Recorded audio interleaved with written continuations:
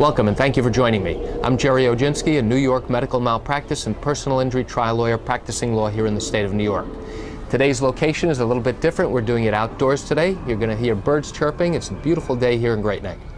Today's topic is failure to diagnose cancer. And there are many types of cases that we see with this, from failure to diagnose breast cancer to failure to diagnose lung cancer. With a breast cancer case, oftentimes the patient will have gone to their doctor complaining about a particular lump that they have felt during the course of their own examination. Whether they're in the shower, whether they're getting dressed and they noticed a lump, and now they go to the physician and they mention a particular lump.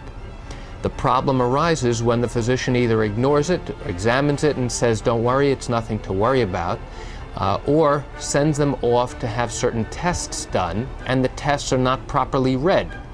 And as a result, the patient is reassured that there is nothing wrong, and they continue on with their lives. It's only when the lump gets bigger and more pronounced, or starts leaking fluid, it's usually at that point that the diagnosis is made of breast cancer.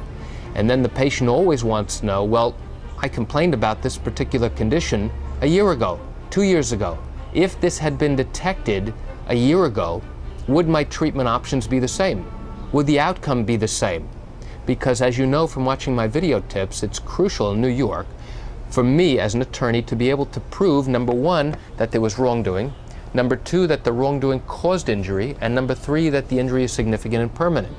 And with these failure to diagnose cancer cases, the other key questions that must be answered to evaluate liability, meaning who, if anyone, is responsible, is what stage was the cancer in at the time that you first noticed and recognized it and brought it to the attention of a doctor. We've all been told from day one that the sooner you find a cancer, the earlier you find it, the greater the treatment options are, and the greater chance of success for treating that particular cancer.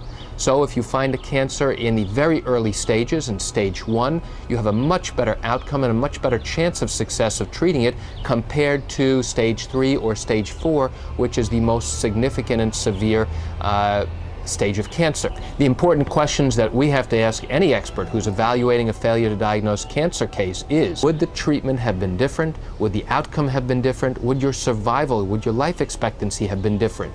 If the answers to all of those questions are yes, those things would be different, then now we have something to work with and we can proceed to look at what treatment options you have now and what your damages and injuries are.